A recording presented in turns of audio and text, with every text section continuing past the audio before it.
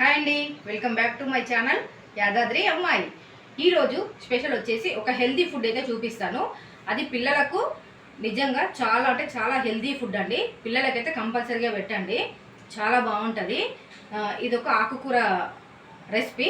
అది ఏ విధంగా చేస్తానో ఎట్లా చేస్తానో చూసేయండి. గిన్నె పెట్టుకోవాలి, అందులో 1 స్పూన్ నెయ్యి, 1 స్పూన్ ఆయిల్. నెయ్యి ఆయిల్ వేడైనాక ఉల్లిగడ్డ అయితే వేసుకోవాలి.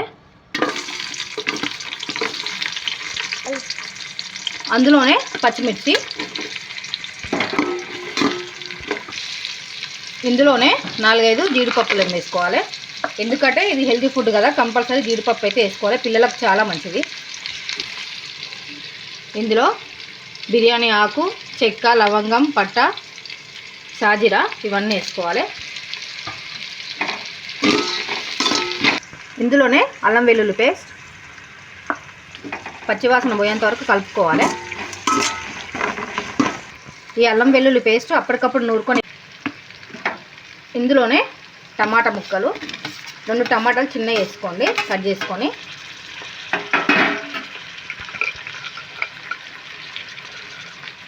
హాఫ్ స్పూన్ పసుపు,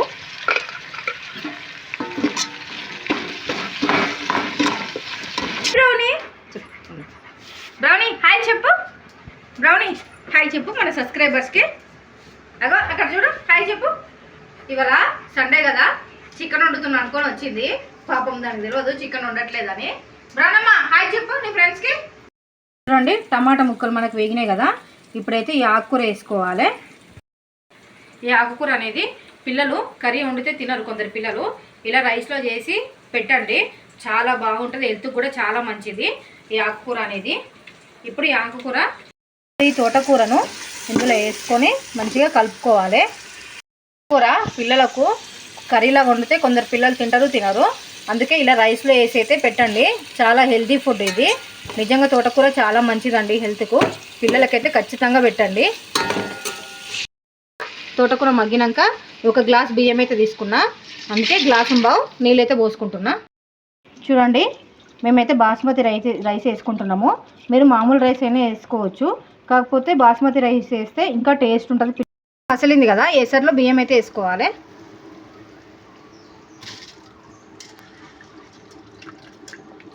ఇలా మంచిగా మిక్స్ చేసుకొని మూత పెట్టుకొని సిమ్లో అయితే ఉడికించుకోవాలి. మన తోటకూర రైస్ అయితే రెడీ అయిపోయింది. ఈ విధంగా పిల్లలకైతే పెట్టండి, చాలా హెల్తీ ఫుడ్ అండి ఇది. రైస్కి కాంబినేషన్ ఆలుగడ్డ కుర్మా. ఈ రైస్కి ఆలుగడ్డ కుర్మా చాలా బాగుంటుంది. ఒకసారి పిల్లలకైతే పెట్టి చూడండి, నిజంగా చాలా బాగా ఇష్టంగా తింటారు పిల్లలు. ఓకేనా, ఈ ఆలుగడ్డ కుర్మా ఎలా చేస్తున్నాం చూసేద్దాం. 2 కొబ్బరి గసాలు, కొన్ని జీడిపప్పులు ఉంటే వేసుకోండి, లేకపోతే స్కిప్ చేయండి. ముందుగా గిన్నె పెట్టుకొని అందులో 2 స్పూన్ల ఆయిల్ వేసుకోవాలి. బిర్యానీ ఆకులు, కొంచెం జీలకర్ర,